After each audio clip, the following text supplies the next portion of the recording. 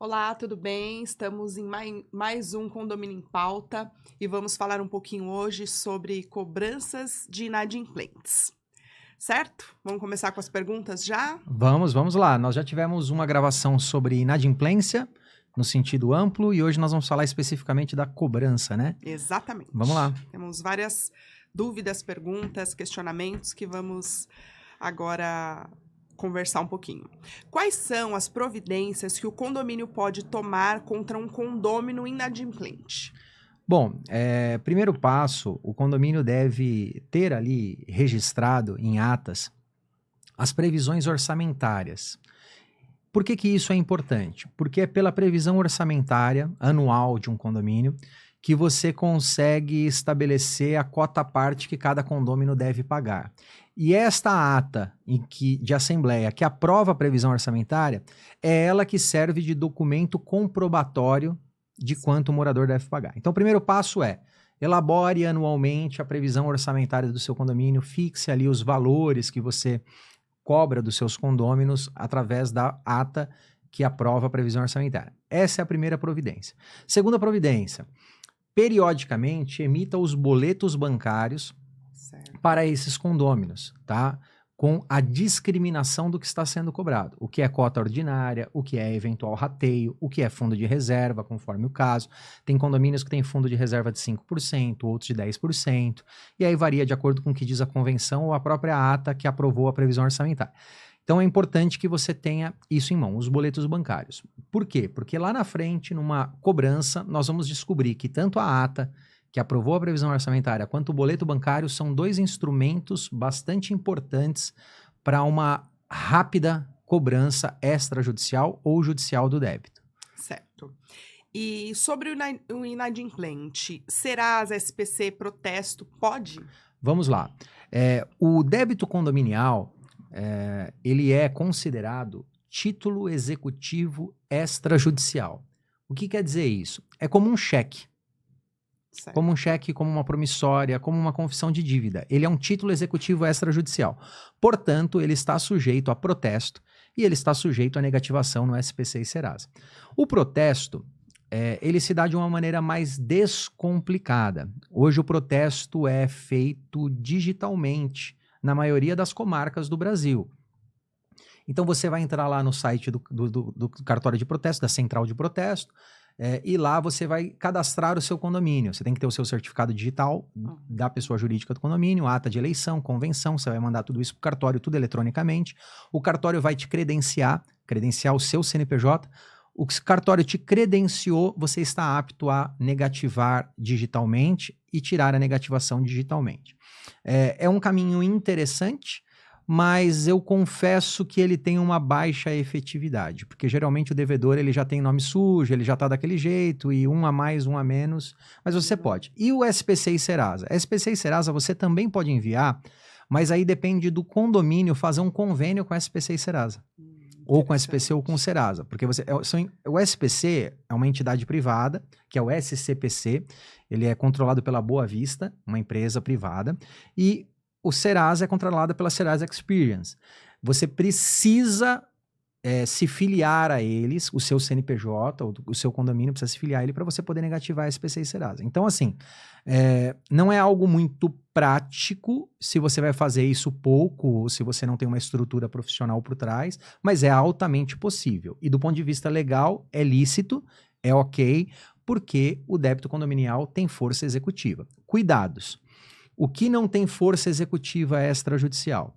Se você, por exemplo, aplicar uma multa ao condômino, então eu estou cobrando 1.000 de condomínio e 1.000 de multa. Certo. O débito condominial tem força executiva.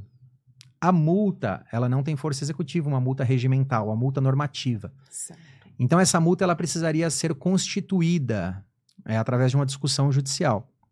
Então, só negativa aquilo que for líquido, certo e exigível, que é a cota condominial. Certo. Outras cobranças extras, um ressarcimento, o morador causou um dano, quebrou um vidro, aí você vai colocar o vidro lá para o condômino ressarcir. Você colocou isso no boleto dele, isso tem força executiva extrajudicial? Não, isso depende de discussão. Então você pode até colocar no boleto para ver se voluntariamente ele paga, mas se ele não pagar, não tem força executiva extrajudicial. Isso não poderia ser protestado ou não poderia ser negativado. E o que seria mais efetivo? O protesto, Serasa, SPC? Tem um que é mais efetivo que o outro ou não? Para mim, o mais efetivo, seria uma ação judicial de cobrança do débito. Tá? E aí, daqui a pouco a gente fala sobre os tipos de ações. Por que a ação judicial é o mais efetivo? Porque quando você entra com uma ação de execução de título extrajudicial contra o condômino devedor, automaticamente o nome dele é negativado no SPC, Serasa.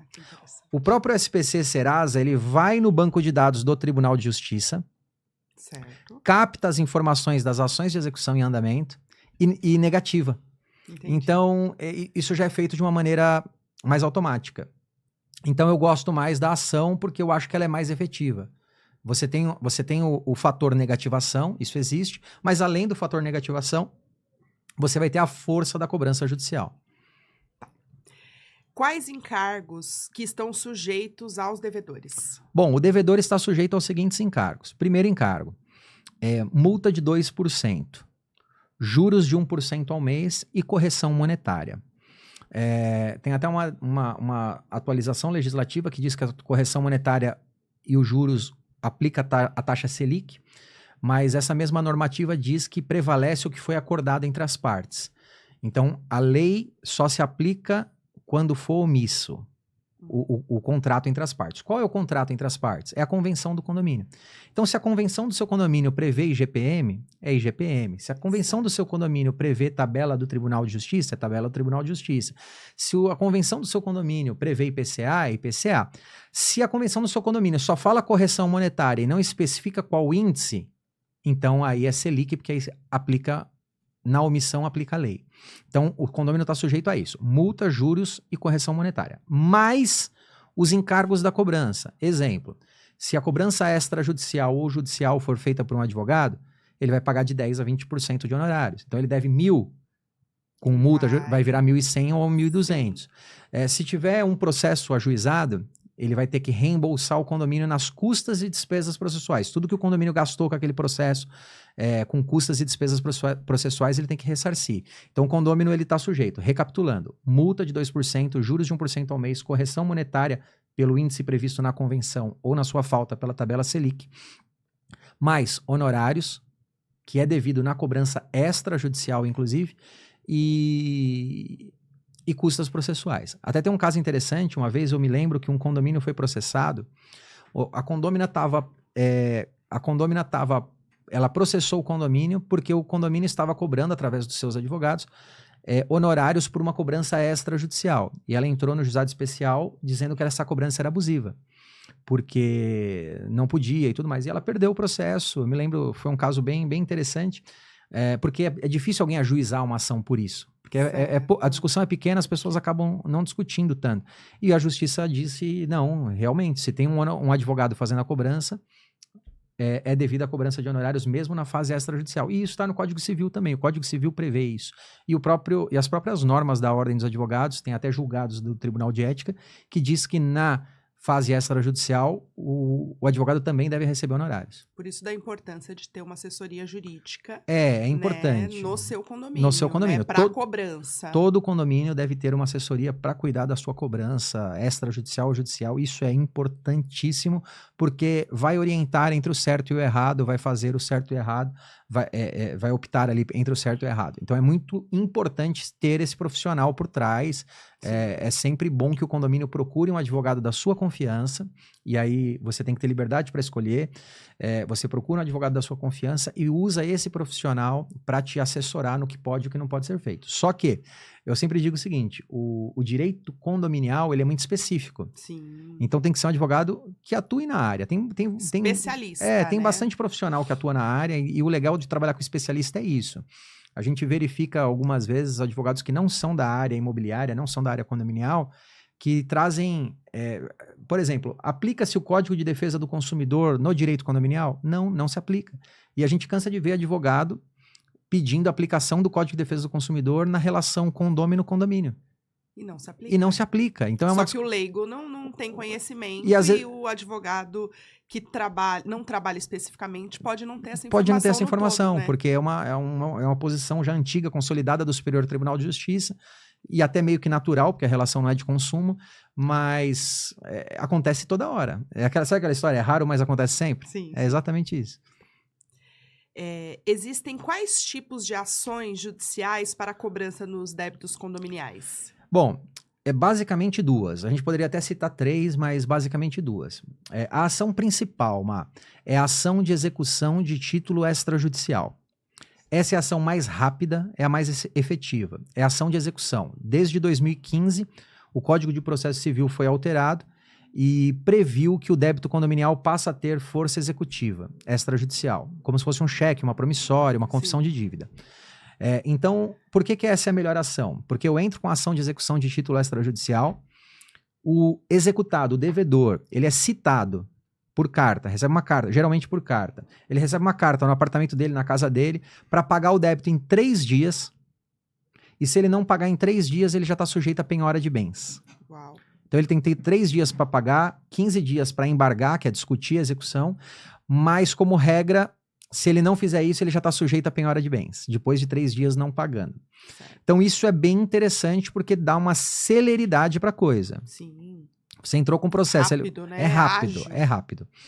Só que para entrar com essa ação, lembra que você precisa, que eu falei da ata de previsão orçamentária? Primeiro documento importante, atas que aprovaram os valores das contribuições condominiais. Sem isso, o juiz às vezes indefere a ação de execução de título extrajudicial. Ele não Aí aceita. vem a importância de você ter uma assessoria. De você ter um lastro documental importante e tudo mais. Segundo, o boleto condominial. É muito comum que os juízes peçam para juntar a cópia do boleto condominial. Então, isso também é importante. Então, a ação mais rápida e mais eficaz é a ação de execução de título extrajudicial. Qual o problema dessa ação? Se você tiver uma previsão orçamentária que não está detalhada, tipo, ela diz o seguinte: a arrecadação do condomínio será R$100 mil por mês dividido pela fração ideal. Tem juiz que pode não aceitar, porque ele não consegue ver quanto que deu para cada um. Sim. Então, tem que tomar cuidado com isso. E aí existem alguns juízes que falam, não, olha, não tem força executiva. Outra coisa, você aplicou multa para alguém, multa regimental, multa de infração ao regimento interno, essa multa não pode ter força executiva extrajudicial. Ela depende de discussão num processo que a gente chama de processo de conhecimento. Então, assim, é bem delicado, o processo de execução ele é muito bom, mas o condomínio tem que estar bem lastreado em documentos comprobatórios, tá? A segunda ação, né, a primeira eu falei aqui da ação de execução de título extrajudicial, a segunda ação, é uma ação de conhecimento, é uma ação de cobrança. Então, funciona assim, eu não tenho força executiva no meu título, mas eu tenho ali um crédito. Então, eu digo o seguinte: Excelência, cita fulano para contestar esse débito. Se ele não contestar esse débito, o senhor dá uma sentença. Depois que transitar em julgado essa sentença, eu posso entrar com a execução. Então, é um processo que vai ter toda a tramitação, citação, produção de provas. Demora, né? Demora um pouco mais. Às vezes, audiência de instrução e tal. É um processo que ele é um pouco mais lento. Às vezes, dependendo da vara, pode levar meses ou até anos para sair a sentença. Quando sai a sentença transita em julgado, aí você pode executar. Aí você entra com o chamado cumprimento de sentença, que é um incidente de execução judicial do débito. E aí o devedor vai ser citado, no caso aqui a expressão correta seria intimado, para pagar o débito em 15 dias. Lembra que na ação de execução de título extrajudicial é 3. Aqui ele vai ser citado para pagar em 15. Citado e intimado, ou só intimado, terminologicamente correta seria só intimado. Ele vai ser intimado para pagar em 15, se ele não pagou, está sujeito à penhora de bens. Então, é muito mais lento a coisa, sabe? A coisa tramita mais devagar. Na ação de execução, cita, paga em 3 dias, não pagou, penhora de bens. Nessa daqui, não. Eu vou entrar com uma ação, ele vai ser citado para contestar em 15 dias. Depois que ele contestar em 15 dias, ou não contestar, eu vou apresentar réplica em mais 15 dias, tudo úteis. Todos esses prazos que a gente está colocando úteis. Eu faço a réplica, o juiz dá um despacho que a gente chama de saneador, ele organiza o processo, vê se tem provas a produzir. Aí, vamos supor que deu tudo certo, não tem nada. Sentença. Deu a sentença, o cara tem 15 dias para apelar dessa sentença. Nossa. Essa sentença, aí ele apelou, eu tenho 15 dias para fazer contra-razões dessa sentença, o processo sobe pro tribunal, fica mais um tempão lá para ser julgado. Ó a chatice. Passa Meu, às vezes enorme, passa... né? Tem várias que são rápidas, mas tem várias que isso daí acontece em anos. Para quando terminar, transitar em julgado, eu poder entrar com a execução. E na execução judicial, ele não tem 3 dias para pagar, ele tem 15. E aí, se ele não pagar, ele vai ter multa, honorários, o débito vai subir um pouco mais, 10% de multa e mais honorários. Mas veja que é muito mais lento. Existe a necessidade de entrar com ações de cobrança, ao invés de ações de execução? Sim, quando você tem débito que não é líquido, certo e exigível. Certo. Ou pela visão do juiz, com quem a causa caiu, ou pela própria falta de documentação do condomínio. Então, mas essa é a exceção. A regra é ação de execução ou ação de cobrança. Uma terceira via que fica no meio das duas seria ação monitória, mas mais raro de ser aplicado, eu não vou nem entrar aqui. A regra geral, ação de execução e ação de conhecimento. Sendo a ação de execução a mais efetiva. É a efetiva. A mais efetiva. É a efetiva. É efetiva. Você, com 30 dias, às vezes, do que você deu entrada na ação, você já está bloqueando a conta do devedor. Você bloqueando não, né? A justiça já está bloqueando. Você pede, mas quem dá o bloqueio é o juiz. Só o juiz tem poder de bloquear a conta de alguém. E se ela é mais efetiva, ainda há essa opção de entrar com a outra? É uma escolha do advogado, do jurídico? Então, eu já vi situações em que o advogado escolhe a ação de cobrança para poder ganhar mais. Infelizmente, isso acontece. Porque o que acontece? Eu entro com uma ação de execução de título extrajudicial. O cara deve R$1.000. Por lei, os meus honorários vão ser de 10% do débito. Se ele deve 1.000, quanto que o advogado vai ganhar? 100. Ponto. E aí o advogado fala, poxa, eu prefiro levar mais tempo, mas ganhar mais. Vamos supor que o cara deve 1.000. E eu entro com ação de cobrança, o juiz vai dar a sentença. Na sentença, o juiz nunca dá, quase nunca, né? Tem algumas exceções. Ele dá de 10% a 20%. Ele não dá de 10% a 20%. Ele dá um valor mínimo. E geralmente o valor mínimo é R$1.000, R$1.500. Então, às vezes, eu já vi alguns profissionais adotarem essa estratégia, sabe? Não acho muito legal, porque você retarda para o condomínio. Eu tive acesso a um condomínio agora, que eles têm acho que umas 20, 30 ações na justiça, todas elas o advogado optou por ação de conhecimento.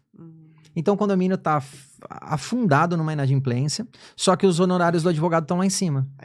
Então, tem que tomar cuidado com isso. Processo que tem que tomar cuidado com isso, porque nós, advogados, os profissionais do direito, eles vivem de honorários, então é natural que você busque uma melhor remuneração. Só que você não pode buscar uma melhor remuneração em detrimento do seu cliente. Você tem que equilibrar as coisas, então tem que tomar cuidado com isso.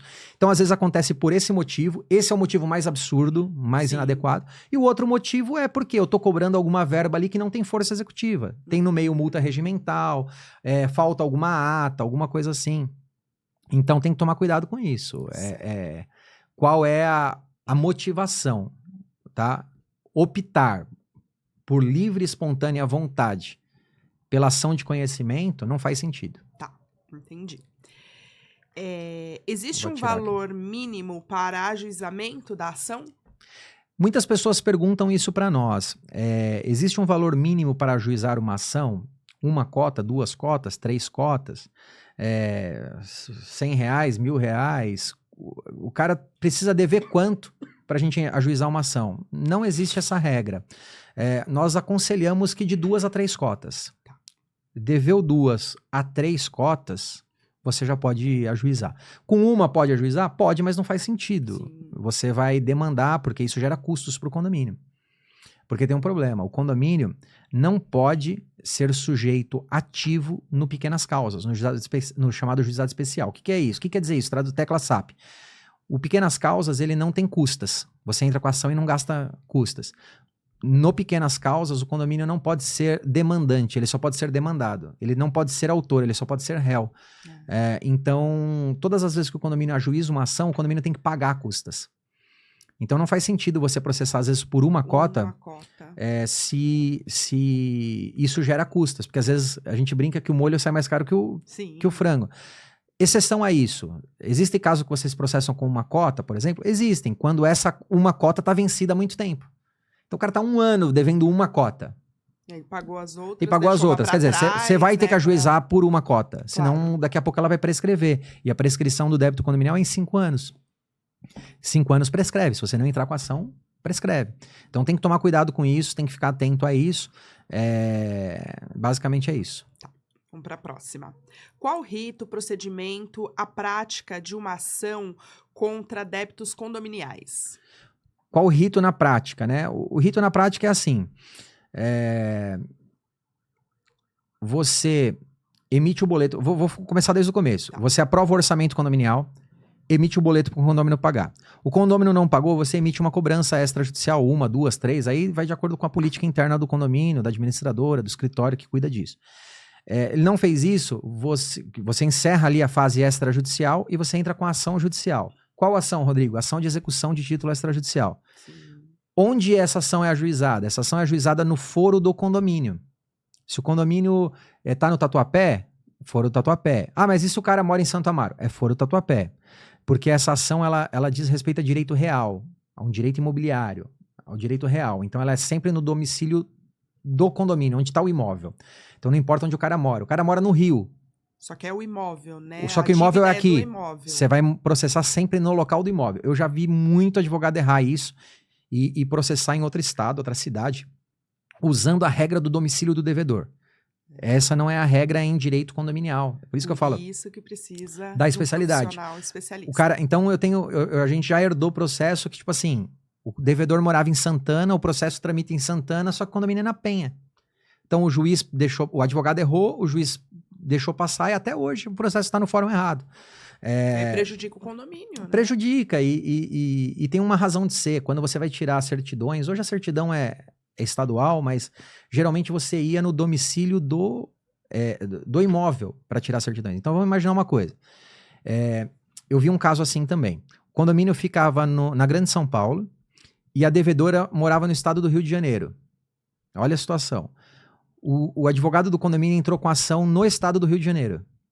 E aí a pessoa que foi comprar o imóvel foi tirar a certidão de processos. Certo. Em que comarca que você vai tirar a certidão de processo? Na comarca onde está o imóvel. Sim. Então lá era Ferraz de Vasconcelos, Grande São Paulo, ela foi lá e tirou a certidão na comarca de Ferraz de Vasconcelos. Beleza? Dizendo que não tem processo. Tudo certo, né? E aí depois descobriram que tinha um processo. Sério, hein? É sério, então tem que tomar cuidado, porque um erro desse, quando é Tatuapé, Penha, não tem problema que você vai fazer uma certidão estadual. Mas quando o cara muda de estado, um erro desse muda de estado, gera problema, porque você tá corrompendo ali o sistema de certidões, porque a hora que eu tirar uma certidão do imóvel, senão eu vou ter que tirar, eu vou comprar um imóvel, eu vou ter que tirar certidão nos 27 estados. Não faz sentido nenhum. Tem que tirar no estado do imóvel. Então, tem que tomar cuidado com isso. Você processa, aí você vai entrar com ação de execução no domicílio do condomínio. Então, você vai entrar com ação de execução. O executado vai ser citado para, em 3 dias, pagar o débito. Se não pagar, terá os seus bens penhorados. Esse é o rito padrão. Então, esse é o procedimento padrão. Esse é o procedimento padrão. Assim, linha corrida é isso. Tá. A penhora do imóvel é possível? Sempre. A penhora do imóvel em decorrência de débitos condominiais é possível. Isso é uma verdade. Porque o débito condominial, a gente chama ele de propter rem. É uma expressão latina que quer dizer própria da coisa. É um débito próprio da coisa. Então quem deve é a coisa. Não importa quem é o dono da coisa. Então quem deve é a coisa. Se a coisa deve, aquele débito vai gravado nela para sempre. Enquanto esse débito não for pago, ele está gravado na coisa. Então, o débito condominial, ele é preferencial. Se você tiver, por exemplo, uma dívida trabalhista, você é uma empresária, você tem uma dívida trabalhista, vai penhorar a única casa que você tem? Eu ia perguntar justamente isso. Não vai penhorar, por quê? Porque ela é seu bem de família. Sim. Você tem uma dívida civil comum, vai penhorar a sua casa? Não, porque é a única que você tem. Você tem uma dívida tributária, vai penhorar? Não, porque é seu bem de família. Seu único imóvel não vai penhorar. Se você não pagar o financiamento do seu imóvel, o banco vai penhorar o imóvel? Vai, não seria uma penhora, aí seria uma adjudicação, mas vamos chamar de penhora no sentido para ficar mais simplificado. O banco vai penhorar? Vai, por quê? Você não pagou a dívida do financiamento. Existem pessoas que contraem dívida para reformar o imóvel. Vai penhorar o imóvel? Já tem julgado dizendo que vai, porque foi dívida para reformar o imóvel. Você deu o imóvel em fiança para alguém. Você deu imóvel em garantia da dívida de alguém. Vai penhorar o imóvel? Vai, porque você deu em garantia para alguém. Você não pagou IPTU do imóvel. Vai penhorar o imóvel? Vai, porque o IPTU é propter rem.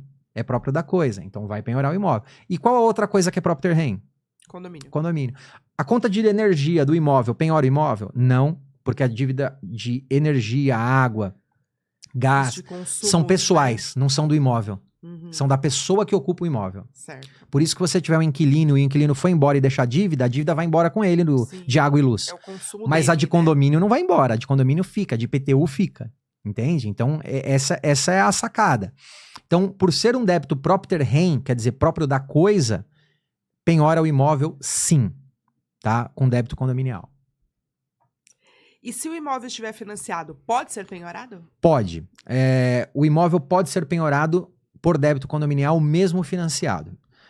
Nós defendemos que a penhora é ampla, é a penhora do imóvel, e há alguns julgados que entendem que a penhora é dos direitos sobre o imóvel.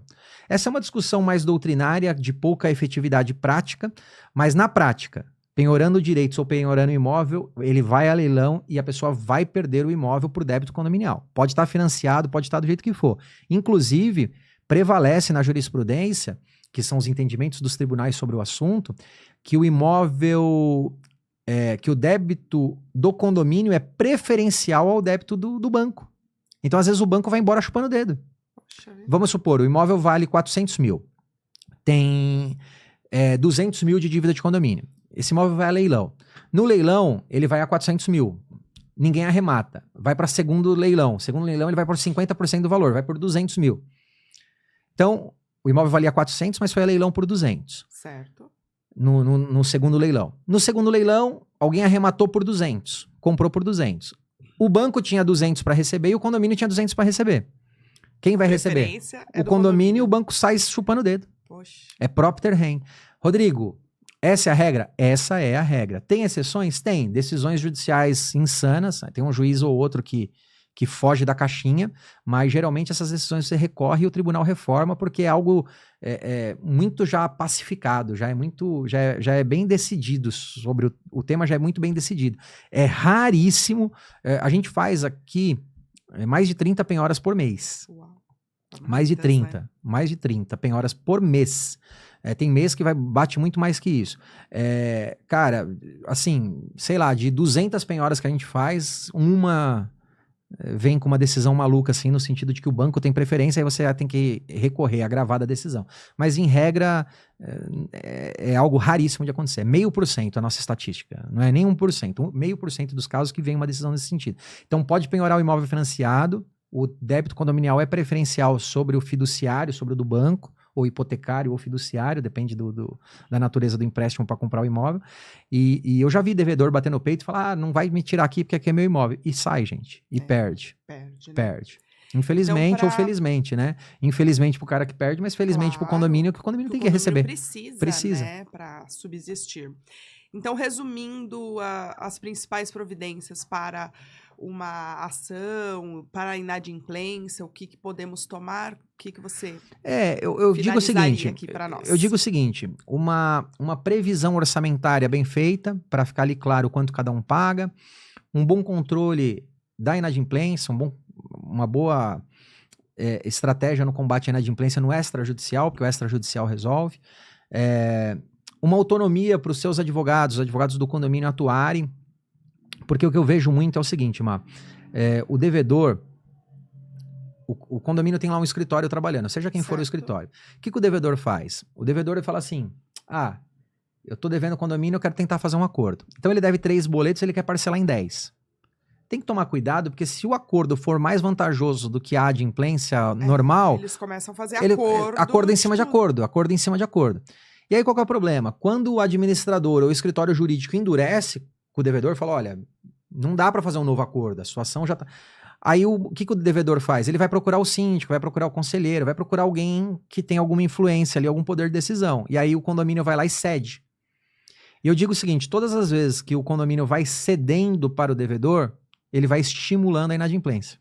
Então, às vezes o síndico pensa que ceder para o devedor, ele está ajudando o devedor, Na verdade, Ou ele até tá, o condomínio, né? ele tá prejudicando. A gente já viu esse filme assim 1 milhão de vezes, que a longo prazo o condomínio deixar a coisa correr frouxo pro devedor, ou ceder acordo, o devedor ele se torna contumaz. Sim. E por ele se tornar contumaz, um devedor contumaz, a inadimplência do condomínio começa a bater na estratosfera. Então, assim, tem que tomar cuidado. Então, é uma boa previsão orçamentária, uma boa política de combate à inadimplência, regras claras de combate à inadimplência. Eu digo isso porque você deve pautar-se por uma ética e por um profissionalismo. Então, você contratou um escritório para fazer a cobrança, estabeleça um parâmetro e usa esse parâmetro para todo mundo. Sim. Amigos e inimigos.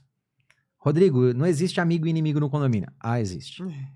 A gente sabe que existe. Nos condomínios menores é mais difícil, mas nos condomínios gigantes, cara, tem amigo e tem inimigo. A coisa, infelizmente, tem situação e tem oposição. Eu já vi esse filme algumas vezes. Então, então pro amigo eu faço em 10 vezes, pro inimigo eu faço em 5. Não pode. Então você tem que ter um critério ali horizontal, uma regra bem clara. Para todos, né? Até a gente tem, no nosso site mesmo, a gente divulga essas regras. As regras já estão lá.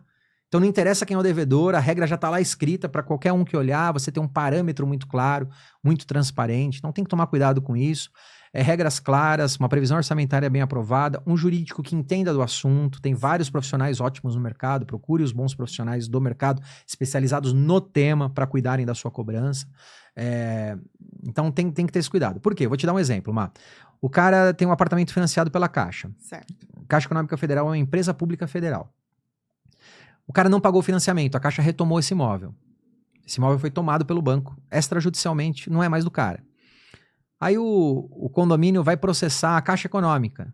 Só que você não... Tá certo, se a Caixa é a dona, tem que processar a Caixa. Só que ao invés de processar a Caixa na Justiça Federal, ele processa na Justiça Estadual. Uau, Aí você tem lá um processo errado. Ao invés de processar na comarca do condomínio, ele processa na comarca errada. O apartamento, o imóvel, sei lá, ele tem 2 proprietários, 3 proprietários, 4 proprietários, processo um só. Aí você chega lá na frente, você quer fazer uma penhora. Não pode. Às vezes você vai fazer uma penhora parcial. Tem juiz que fala, não, se tem 2 réus, vai penhorar só metade. Sim. Até aí é um erro, porque se tratando de bem indivisível, o certo seria penhorar 100%. Mas existem juízes que fazem isso, porque não processou todo mundo. Então é marido e mulher, tem que processar os 2. Sim. Tem que colocar os 2 no polo passivo, para não ter problema. E o advogado tem que dominar, acima de tudo, o rito. Saber o que pedir. Às vezes a gente assume alguns casos em que o processo está há anos correndo assim, ó, como um cachorro correndo atrás do próprio rabo. O processo está parado, assim. Parado não, porque não fica, mas ele está tendo andamentos inúteis.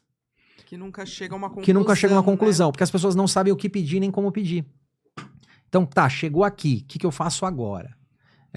Eu tô nessa há muitos anos, trabalhando com condomínio, e a gente tem o nosso time, e às vezes você recebe advogados novos que passam a integrar o time, advogados experientes, mas novos naquele segmento. Claro. E você tem que treinar eles e mostrar, e o advogado já é bom em execução, nós temos caras ótimos que já vêm bom em execução de outros escritórios e tal, mas vem trabalhar com a gente. Aí eu falo, aqui é um mercado diferente, vou te mostrar. Aí o cara, caramba, doutor, eu não sabia dessa. Caramba, essa eu não sabia, caramba. E aí você vai mostrando o rito e você encurta o caminho do processo. Você encurta o fim do processo. Existem processos que demoram muito, porque às vezes está numa vara ruim. Você tem varas, você tem um fórum que tem 5 varas cíveis. Cada vara cível tem 2 juízes. Então você tem 10 juízes cíveis que pode ser sorteado o seu processo. Certo. Às vezes você tem 8 juízes que são rápidos. E você tem 2 naquele fórum que são, assim, lentos ao extremo. Se o processo caiu com um desses juízes lentos, cara, infelizmente vai demorar. Só pra você ter uma ideia, mesmo fórum. Você protocola uma petição hoje, amanhã o juiz decide. Mesmo fórum. Uau. Não vou dar nomes aqui para não ficar chato. Mesmo rápido, fórum. Né? Você protocola hoje, amanhã tem um despacho do juiz. Poxa, legal, né? Um dia você fala, cara, isso é até fora da curva. Mesmo fórum, só que em outra vara. Você protocola em dezembro. Você tá em agosto e o juiz não decidiu ainda. Não dá pra entender, 8 meses. Como mesmo se fórum. Mesma... Você explica o quê pro cliente? Não tem o que explicar. É justiça. Você fala, não tenho... Como que eu vou pegar o juiz pelo pescoço? Sim. Não dá. Então você tem que aguardar a tramitação. Às vezes você vai lá e cobra. Entra com uma petição, falando, olha, excelência, o processo já tá há tanto tempo aí aguardando uma decisão. E ainda assim tem que tomar cuidado. Porque o juiz fala, não, eu tenho excesso de trabalho e E tem que esperar. Baixa a quantidade de servidores e tem que esperar, é isso aí. Então, o advogado tem prazo, o juiz não tem. O advogado tem prazo para tudo. O juiz não tem. A parte tem prazo para tudo, o juiz não tem. Então, é isso. A cobrança condominial é algo que, se for bem feita, você consegue gerar grandes benefícios para o condomínio. No sentido de combater a inadimplência, reduzir números, trazer arrecadação e mostrar resultados. Às vezes, condomínio que você pega com 30%, 40%, 50% de inadimplência. E você, depois de um tempo, você está caindo isso para 10%. É possível? Se você processar, dá certo. Só que tem que processar. E o problema é que isso tem custo. Hoje você gasta, no estado de São Paulo, entre custas, despesas processuais, certidão de matrícula, tudo que você tem que tirar, vamos colocar um pelo outro, você gasta R$500 por cada processo. Então, quer dizer, você vai fazer 10 processos? Caro, né? Você vai Dependendo gastar do tamanho volume, do condomínio, o volume, né? Porque as custas, você tem uma taxa mínima que você paga aqui em São Paulo, 5 FESPs, tá? Acho que 176,80. Você tem a carta de citação, tá na média de R$35. Tem mais de um réu, é mais de uma carta de citação. O juiz às vezes quer citar para o oficial de justiça, é R$106,80, se eu não estou enganado, por vez que o oficial de justiça vai lá. Você tem 2 réus, 2 executados, o oficial de justiça tem que ir 4 vezes. 2 para citar, 1 a cada um, e 2 para penhorar. Só nisso você gastou mais do que 500. Só que, e 176,80 é a taxa mínima, porque no estado de São Paulo esse ano mudou. É 2% do valor da causa. Então, é 2% do valor da causa, observado o mínimo de 176,80. Então, você vê que é até complexo. Então, você tem que tirar a matrícula atualizada, você tem que fazer várias coisas para entrar com uma ação. Então, um custo aí um pelo outro, a gente coloca na média de 500 e qualquer coisa. Isso depois o devedor, como regra, deve ressarcir para o condomínio. Como regra, porque se ele for beneficiário da justiça gratuita, não ressarce. Mas é isso. Então, você tem que fazer um processo bem feito, bem conduzido, uma equipe do extrajudicial forte, uma equipe do jurídico forte, para você conseguir trazer resultados aí. Então é isso. Acho que hoje conseguimos falar um pouquinho, né? É um assunto muito extenso que daria aí para falar muito mais, mas nos próximos a gente vai aprofundando. Acho que nos próximos dias aí nós vamos ter uma gravação sobre responsabilidade da construtora em anomalias construtivas. Importante. Vai ser legal, né? Vai ser muito bom, muito bom. É isso aí, pessoal. Até a próxima. Até a próxima.